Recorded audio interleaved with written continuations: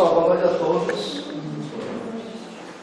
Esperamos realmente que todos possam se sentir bem à vontade nessa casa e que a gente, nesse momento de reflexão que a gente vem aqui na noite de hoje, a gente se dispõe a sair das nossas casas para vir aqui escutar essa palavra, que a gente consiga se alimentar dessa palavra, que a gente consiga processar ela na nossa mente, porque a nossa missão enquanto espírita não é apenas de vir aqui, de escutar a palavra, mas sim de filtrar tudo aquilo que a gente ouve e de trabalhar.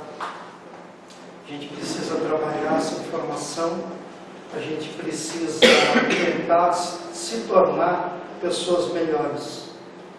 Não apenas nós que somos os espíritas, mas todos os cristãos, né, que pensam dessa forma, que acreditam em algo maior, né, na divindade, em Deus, em Jesus. Bom, eu vou colocar para vocês, eu vou precisar de mais ou menos uns 45 minutos hoje para fazer essa palestra, porque a gente tem um tanto de coisas para falar. E eu vou pedir perdão para vocês, porque algumas coisas estão lá e algumas coisas estão aqui, dado uns probleminhas que ocorreram na nossa formulação do nosso trabalho na noite de hoje. Tá? Então, assim, o que eu queria colocar para vocês, primeiramente? Que a gente, quando a gente vem para a casa espírita, a gente precisa se desvencilhar dos pensamentos que a gente tem lá fora e que a gente precisa, então, encontrar aqui dentro da casa espírita aquilo que a gente se propõe em relação à mudança. E isso começa aqui dentro. Né? A gente vai praticando isso, a gente vai exercendo, não é fácil, né? Mas a gente tem que começar por onde, não é mesmo? O assunto que a gente traz, né, as pessoas que estiveram aqui das outras vezes, a gente continua no tema onde a gente fala no Livro dos Espíritos, no capítulo 5, que trata de bem-aventurados os aflitos. Então, na primeira palestra a gente falou sobre a felicidade e a infelicidade. Na segunda a gente falou sobre a perda de pessoas amadas e prematuras, né? O pessoal da casa, inclusive, fez o vídeo. Aqueles que quiserem, porventura, depois podem fazer um contato aí, né, para seguir esse roteiro aqui que a gente criou. E no terceiro item, então, a gente fala, nesse momento, então, sobre as decepções. Quem daqui dessa casa que até hoje não viveu uma decepção? Tem alguém que possa levantar a mão? Não tem como, né? Não seria terreno. Então, o que ocorre, né, com essas decepções? Por que isso ocorre? De onde que vem? Como que a gente vai ter essa compreensão em relação a essas decepções? O que é por nós provocados? Né? O que é aquilo que é ou não do nosso conhecimento? E o que é aquilo que é parte que já não é nosso dessa vida, em relação a essa questão de decepções? A gente pode perceber, vivenciar uma série de decepções. Decepção no casamento, decepção no trabalho, decepção com um filho, com um pai, com a esposa, com o esposo, enfim. Aquilo que se passar pela cabeça da gente em relação àquilo que a gente viveu de uma decepção, é aquilo que nós vamos tentar pegar hoje, cada um do seu modelo, para a gente tentar interpretar esse assunto da melhor forma, compreender ele e fazer, então, entender como que a gente poderia ter vivenciado essa decepção de uma forma diferenciada. Muitas vezes a gente sofre por apreensão, porque a gente não tem o conhecimento, né, do porvir. E aí a gente sofre antecipadamente em relação a isso. Muitas vezes, em relação a essas decepções, né, dado a grandiosidade dela, uma das primeiras coisas que a gente volta a fazer é questionar o Criador. É uma das coisas que nós somos humanos. Por que isso teve que acontecer comigo? É uma das coisas que é primordial de a gente, por que não com o cara? Pô, o cara é todo assim, assado, eu tento fazer as coisas dentro de uma retidão, estou sempre tentando levar a vida de uma forma justa e isso teve que acontecer comigo. Então, a gente está colocando uma interrogação, na verdade, para o nosso Criador. E a gente não aceita, então, essas decepções que a gente vivencia. E logo a gente sofre. E aí, de novo, quando a gente fala de sofrimento, esse capítulo 5 que fala de bem-aventurados os aflitos, que traz todos esses itens aqui para nós, e ainda tem todos esses, o 4, 5 e o 6 aí para a gente ver, ele já traz justamente com esse fim, de entender o sofrimento que a gente passa. Todos eles tratam de sofrimento. E não é fácil de falar de sofrimento, porque cada um tem o seu. E eu não tenho como sentir a dor do outro. Só o outro sabe interpretar a sua dor. Para ele, naquele momento, é a maior dor que ele está vivenciando. Mas muitas vezes ele tem ferramentas, e o Espiritismo tem uma luz para mostrar para nós que nós temos condição sim de passar por aquela dor, por aquela decepção de uma forma diferenciada. Tá? E é isso que nós vamos ver aqui então.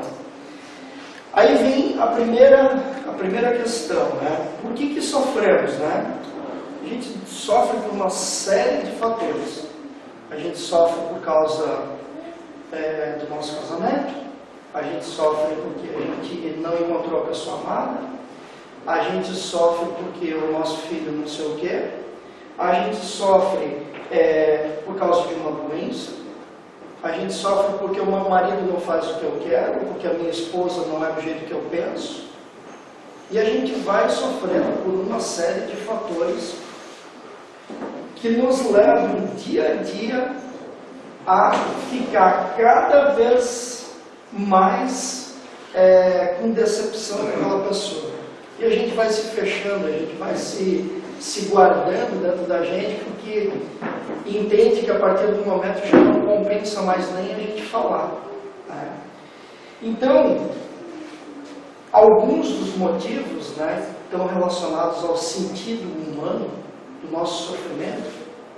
Primeiro, é porque muitas vezes a gente não sabe escutar. A gente tem 2 ouvidos, mas a gente não aprendeu a escutar.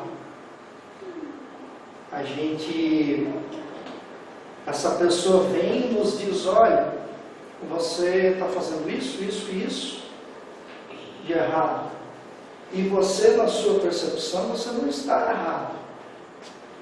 Porque é muito difícil eu me mudar, eu fazer uma transformação do meu interior. É muito mais fácil eu dizer, não, quem está errando é você. Você está errando. Porque você está errando aqui, aqui, aqui. E aí um começa a acusar o lado do outro.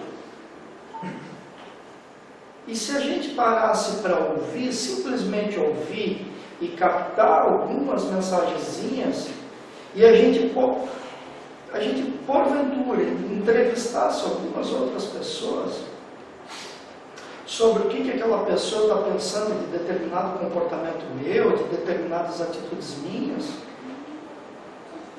a gente já passaria a fazer um filtro e dizer, opa, peraí, realmente, talvez nesse sentido aqui, a pessoa tem razão. Mas não, eu sou o dono do mundo, eu posso resolver as coisas da minha forma, ninguém precisa vir falar para mim como que eu tenho que fazer com as coisas, pelo simples fato de não saber ouvir. E aí vem outros sentidos, como por exemplo, o de não saber falar. Quando eu vou falar, se a gente vai falar que a gente precisa discutir alguma relação e que a gente está decepcionado com aquela pessoa, o pior lugar que tem para a gente falar é na casa da gente, porque a gente está sozinho, a gente vai discutir, a gente vai brigar. É inevitável.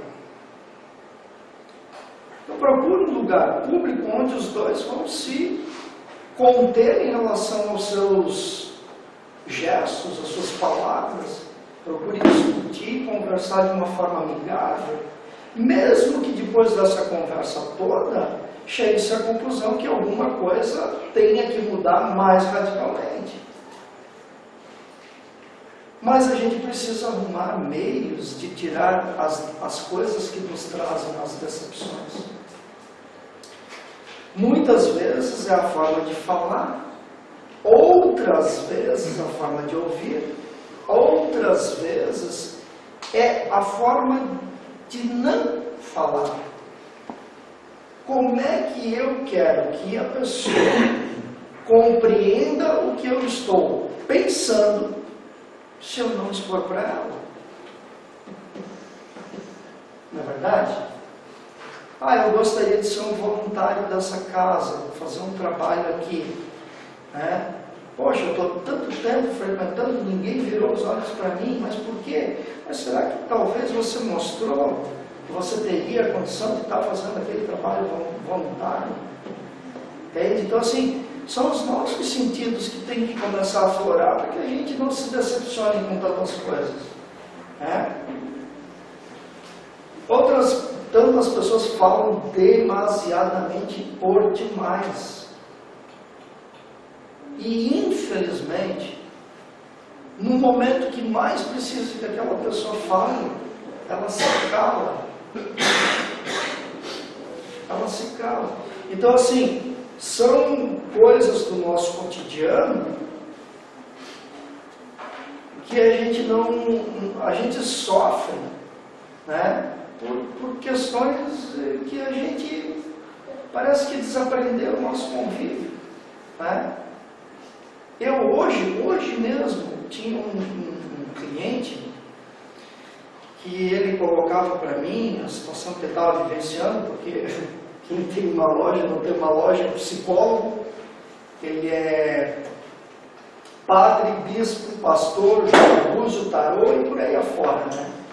E ele contando a situação dele de vida, eu fiquei abismado assim, com o que ele falava em relação ao casamento, né, em relação ao sofrimento que ele vinha passando, a decepção que ele vinha passando dentro do casamento.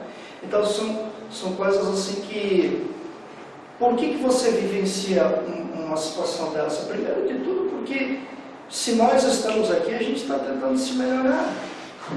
E tem que ser o casal.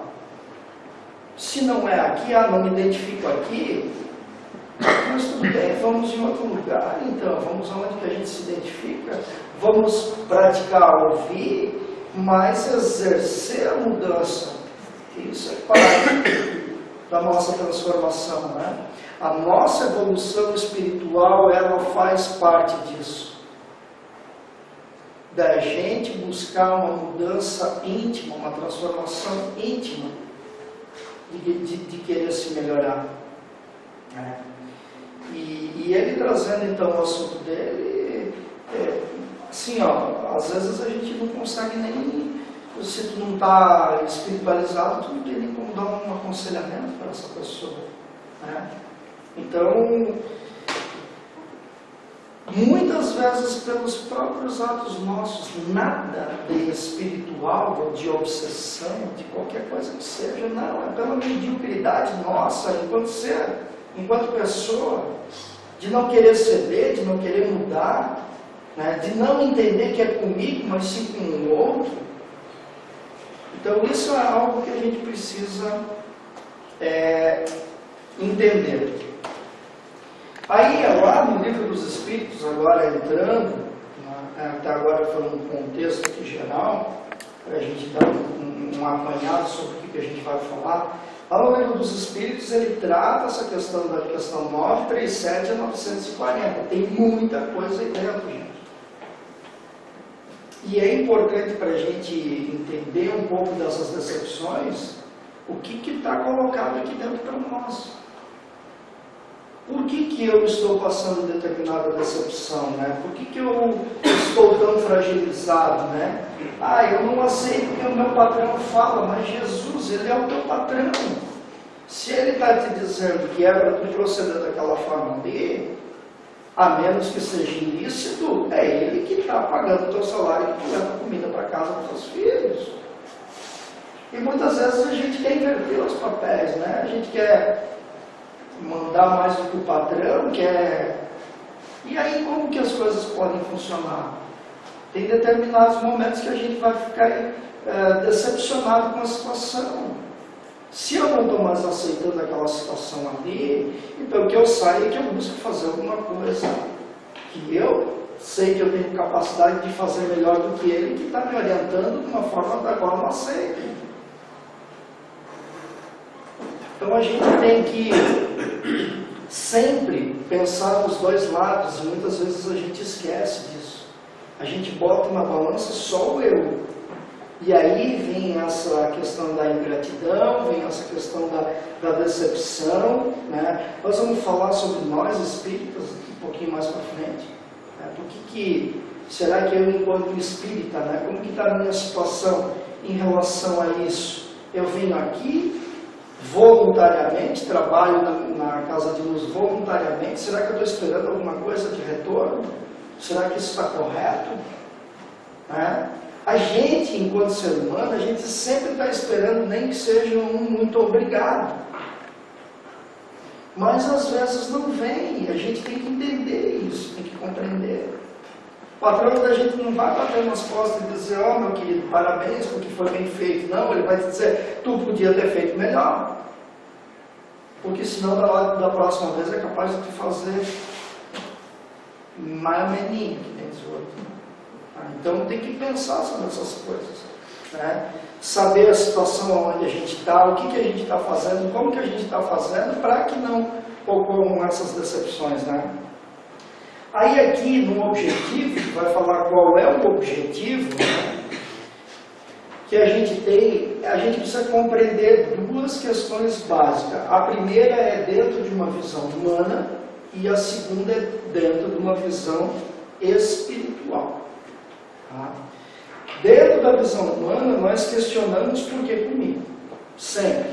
Né? Eu não merecia, eu não mereço isso, por que isso está acontecendo comigo? Isso daí, olha, o ciclano sim, o ciclano deveria de ser, mas eu tenho que caminhar justamente direito, trabalha, tenta seguir uma vida de retidão, vai lá, faz a parte, tenta fazer a parte religiosa dele, mas por que com ele? A gente se questiona, né? E para mim não, comigo não pode. Mas com o outro sim. E a gente nunca imagina que, né, porventura possa ocorrer aquilo com a gente, né? E aí a gente diz, não, mas eu não mereço isso daí não, né? E ainda a gente deseja que aquilo sim tivesse ocorrido então com o fulano, com o ciclano, mas não comigo, né? E lá na visão espírita a gente tende então a entender por que a gente está passando por aquilo ali? Já traz um conceito diferente. Por que eu estou vivendo aquele momento? Aquela decepção? Por que eu estou passando, transitando por essa rua? Por que isso tem que acontecer comigo? Né? E compreender, principalmente compreender sem murmurar. A gente murmura muito, né? A gente nunca está contente com o cabelo, a gente não aceita porque a unha quebrou, a gente não aceita porque eu estou gordo demais, eu não aceito porque eu estou magro demais, eu não aceito porque eu não consegui comprar aquela casa, agora veio essa porcaria dessa crise que não me deixou comprar a casa de praia ou o barquinho, sei lá o que quer que fosse. E a gente não consegue compreender que tem gente na situação extremamente pior do que a nossa. A gente não lembra de agradecer pelo que a gente tem, a gente não lembra de agradecer por poder enxergar, por poder falar, por poder ouvir, por poder ter não um carro dentro da garagem, mas a grande maioria hoje, aqui na nossa cidade, na nossa região, tem dois. É o da mulher e é o dele. Já são 2 carros na garagem, se tem um filho maior que 18, já tem 3. E a gente fica reclamando de uma tal de uma crise. Que tipo de crise que nós estamos vivendo? Será que eu, Ednei, vivo uma crise? Só se ela é existencial minha. E se eu estou vivendo um momento de crise, né, aonde eu esteja em um determinado sofrimento, eu tenho que entender o que eu posso progredir com esse sofrimento. Porque muitas vezes ele era jogado no colo para ver a nossa resistência. Enquanto pessoa fiel, enquanto ser do bem, a gente está sendo testado a todo o instante, por todas as pessoas, pela nossa sociedade, pela nossa igreja, pelo nosso trabalho, pelo nosso voluntariado. A gente está constantemente sendo avaliado. Então a gente tem que tentar murmurar menos e agradecer mais. Agradecer aquilo que a gente tem. A gente esquece. E daí eu tenho certeza, isso daqui é quase que cotidiano, rotineiro, os palestrantes aqui na frente lembrando isso, mas faz parte do que a gente esquece. E a gente sai daqui da palestra, se a gente não conseguir fazer um filtrinho e dizer, eu preciso resolver essa interrogação, uma única. Sai daqui e não leva nada. Porque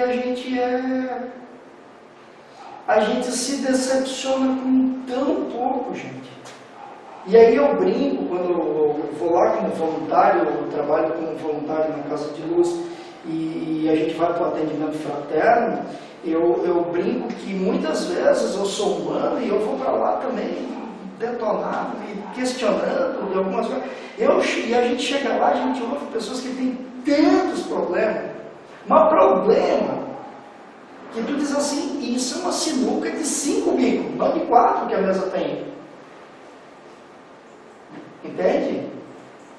Isso é sofrimento. E aí eu vou embora cantando, porque eu digo, cara, eu sou extremamente feliz, porque tem gente que sofre, gente. E aí a gente acha que sofre porque, meu cabelo ficou mais curto. Pô, a pessoa cortou o cabelo demais. Ou sofre porque o namorado agora uma outra. Não estou dizendo que a pessoa não tenha que passar por aquele sofrimento. Não é isso.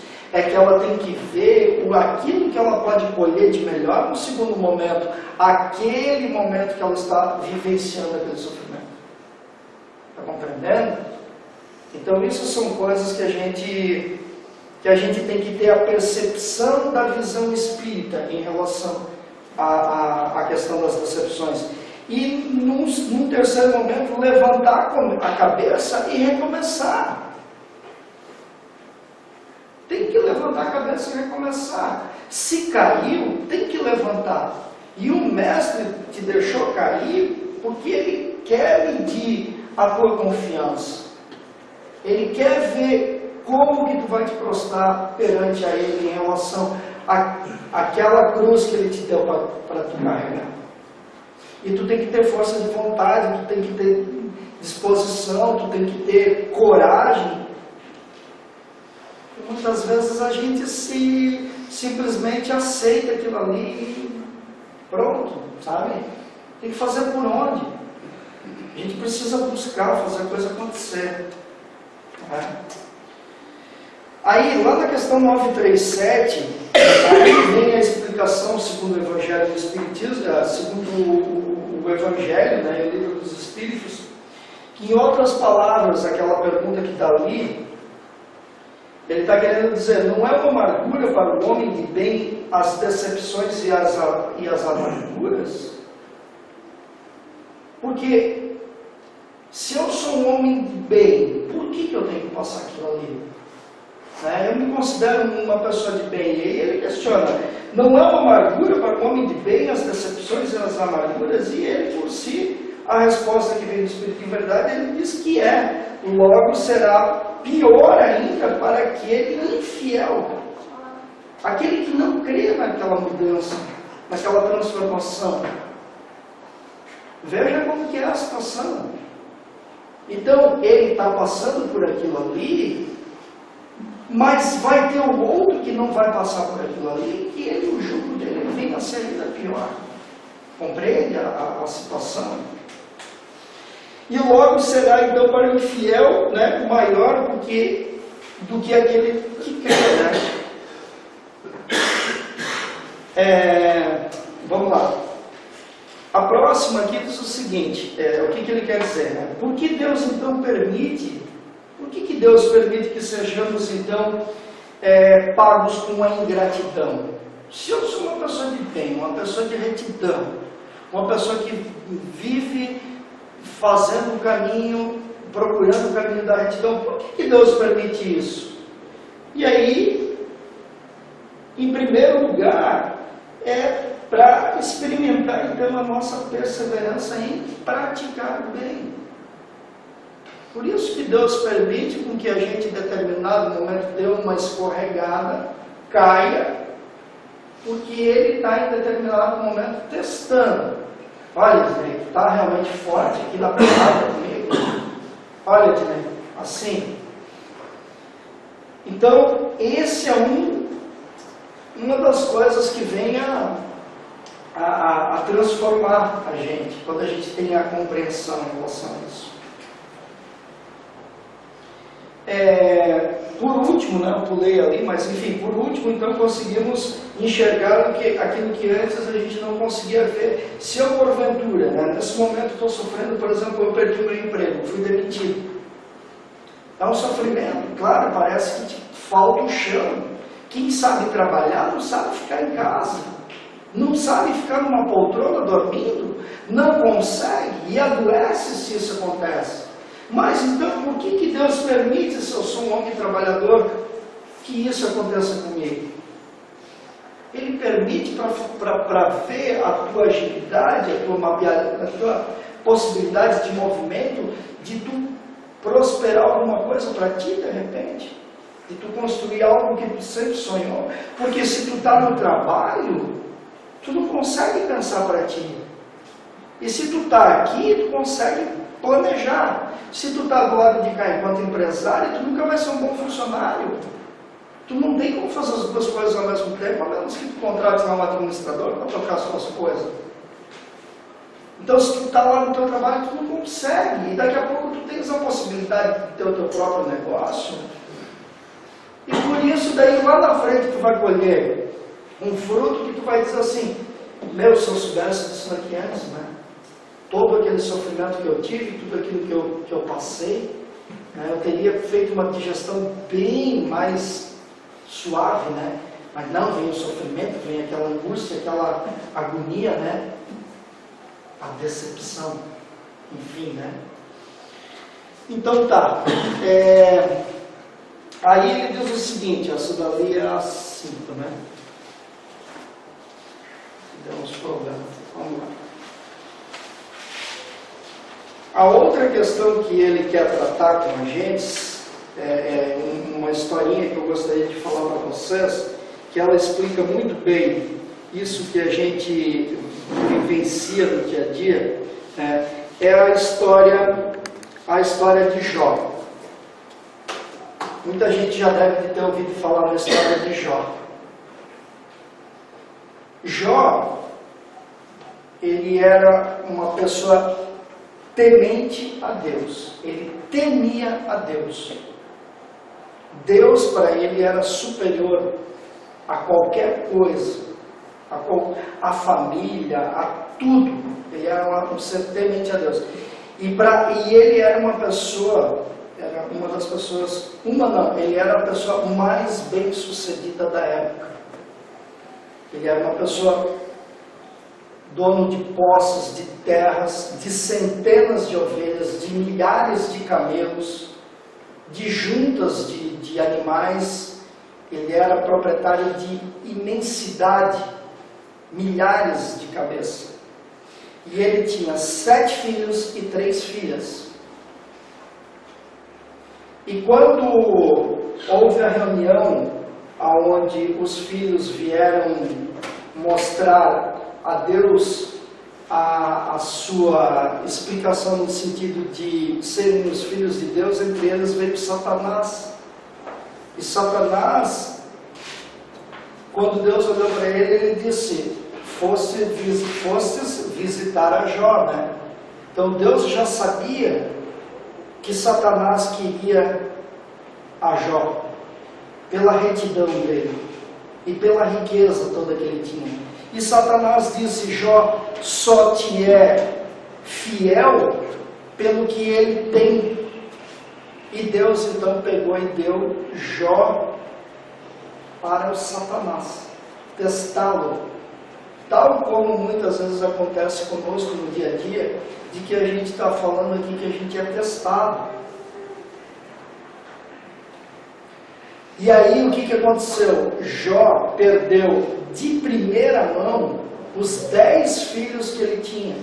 10 filhos. Perder um filho, eu nem quero que passe pela minha cabeça, porque eu só tenho um. Agora, perder 10 filhos é de um sofrimento imenso.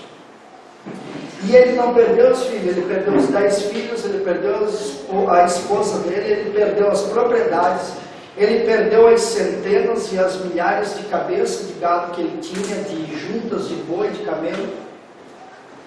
E ele perdeu isso, gente, sempre temendo a Deus. E quando o Satanás viu que não podia mais acometê-lo, ele disse, eu quero o corpo de Jó. E ele colocou o corpo de Jó em feridas da sola do pé à ponta da cabeça. E Jó, naquele momento, ele disse o seguinte, ele se despiu da sua última veste de roupa que ele tinha, que na compreensão nossa seria, ele tirou o véu dele, da humildade total que ele tinha. Ele não se despiu da roupa, mas ele se despiu sim de tudo e quanto era ódio que ele tinha no coração dele, e ele se ajoelhou e ele disse para Jesus, para Deus, ele disse, do pó eu vim, ao pó eu retornarei, da forma que eu vim, eu retornarei. Essas foram as palavras de Jó. E ele, naquele momento, agradecendo a Deus a todo instante pelo que ele recebeu e pelo que foi tirado dele, porque ele disse que ele veio sem nada e ele iria sem nada. Daí Satanás, como viu que ele não podia mais com Jó, ele se retirou. E na esperança e na fé do Criador, Deus voltou a dar a Jó tudo aquilo que ele precisava. Ele primeiro deu a cura do corpo dele, depois ele deu uma mulher a ele voltou a ter 10 filhos, Jó teve novamente 10 filhos, e eram considerados os filhos mais lindos da época. Era de uma beleza, de uma ternura que nenhum outro ser tinha, dada a fé que Jó teve, pelo que ele passou. Então vejam vocês, o que era a fé de Jó. Será que a gente conseguiria vivenciar isso? Qualquer turbulênciazinha a gente murmura. Eu não estou falando de vocês, eu estou falando de mim. Eu sou humano, eu erro, eu sou espírita, mas eu preciso muitas vezes procurar me encontrar, porque a gente erra. Principalmente quando tu vivencia um sofrimento, como muitos que a gente ouve dentro da casa espírita. Mas Jó não, Jó resistiu até o último instante, e ele voltou a ter as propriedades dele, ele voltou a ter as centenas e as milhares de animais que ele tinha, dado a fé dele como um Criador. E às vezes por tão pouquinho a gente pega a nossa fé e tchau, tchau, né? Não é assim que a gente faz? É mais ou menos isso que a gente faz, né? Então eu queria contar essa história para vocês, porque ela exemplifica muito bem essa questão né, dessa questão que a gente vive, né, da mágoa, da ingratidão, né, do não agradecer ao que a gente tem, mas sim aquilo que a gente não tem, está sempre pedindo, né, pedindo mais e mais e mais e mais. A gente não lembra muitas vezes de acordar e de fazer uma oração. Há tantos que a primeira coisa que faz é abrir o WhatsApp, né, diz o nosso outro palestrante, né?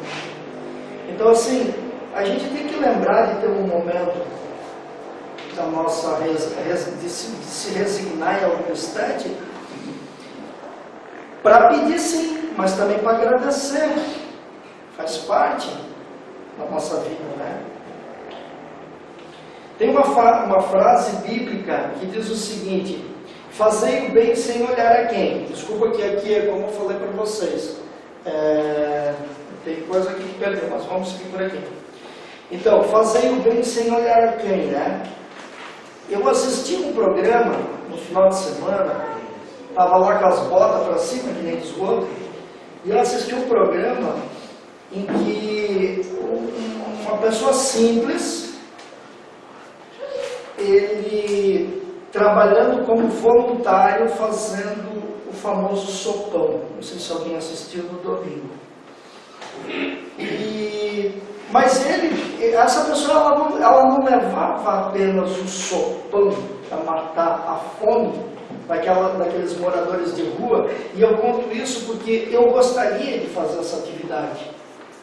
Eu gostaria de fazer isso, mas em Blumenau, aqui próximo, tem o albergue do Padre João, que faz um serviço muito bem feito em relação a isso. Né? Aqui no Sul, eu não sei, há algum tempo parece que expulsaram os moradores de rua aí da cidade, não sei nem onde que eles estão, mas é um serviço que eu me sentiria bem de fazê-lo se porventura tivesse mais alguém para encabeçar comigo. Mas ele não só levava o sopão, ele levava um amigo, ele levava um abraço. Você pensa pegar um morador de rua que ele está há dias, há semanas, às vezes há meses, sem tomar um banho, e você chegar e dar um abraço nele? Eu não sou espírita, eu não consigo fazer isso. Eu tenho muito que me desprender ainda para fazer o que aquele ser fez. Não pela humildade dele, né? Por ser um cabeleireiro, mas por ser uma pessoa que ele já está ali mostrando aquilo que ele veio e sabendo cientemente qual é a missão dele a ser resolvida. E ele colocou a esposa e a filha, as filhas, dentro do mesmo caminho no sentido de auxiliar nisso. Ele comprava as coisas, os alimentos, ele fazia, ele produzia, ele colocava dentro do carro dele, ele, a mulher e as filhas iam lá e entregavam uma sopa. E ele passava naquela montoeira, eu acho que ele conseguia entregar mais ou menos umas 200 marmitas de sopa, e não era uma concha, era de sopa, né? E o que ele fazia? Ele selecionava algumas daquelas pessoas que estavam lá, as que tinham cabelo e barba maior, e ele abraçava todos eles, conversava com todos eles, mas essas ele trazia mais para perto dele, né, pessoas mais que estão ali com medo de alguém que chega ali, né? E ele dizia: escuta, tu quer cortar o teu cabelo? Quer fazer a tua barba? De repente vem um sujeito, um morador de rua que está há dias, meses sem tomar banho, e pergunta se tu quer cortar o teu cabelo. Compreende? Isso é de uma atitude, eu juro para vocês, eu ainda não consigo. O sopão eu estou dentro, mas isso eu ainda não consigo. Eu sou humano, cara. Não consigo. Cada uma sua. E aí, ele trazia essas pessoas, ele selecionava algumas delas e ele cortava o cabelo e a barba dessas pessoas. As pessoas com uma expressão de tipo assim: Eu não tenho mais nada do que esperar da vida. Não tenho absolutamente mais nada do que esperar da vida. E um simples corte de cabelo, gente, um corte de cabelo e um corte de uma barba, depois no final dava um espelho para eles, revivia, ressuscitava um ser que estava ali, ele voltava. Ele olhava e não se acreditava. Ele levava ainda não apenas o sopão, mas algumas roupas, alguns casacos, algumas blusas, que ele conseguiu aqui, ali, lá, acolá, da força de vontade dele. E ele entregava isso para eles. Fazia isso daí. E aí a gente reclamando. Quando aquelas pessoas olhavam no espelho, eu tenho certeza que para o rapaz que estava fazendo aquilo era um pagamento não em reais, mas em cifras de milhares.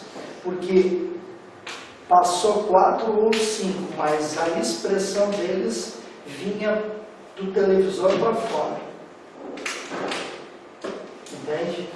É disso que nós estamos falando, gente. Para que vocês reflitam o que a gente tem e não o que a gente não tem. Muitas vezes a gente está decepcionado com as coisas sem ter um motivo vital. Pense sobre isso, faça uma reflexão, né?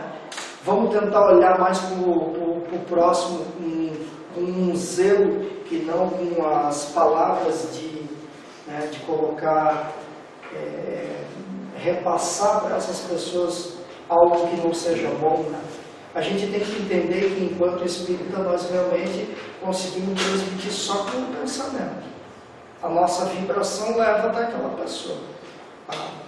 Vamos pensar sobre isso, espero que... Peço desculpa, realmente tive uns problemas com a máquina, travou, né, que quebrou. Mas assim, a frase foi transmitida. Tá? Espero que vocês tenham gostado. E quando precisar, a gente está à disposição. Uma boa noite a todos e muito obrigado.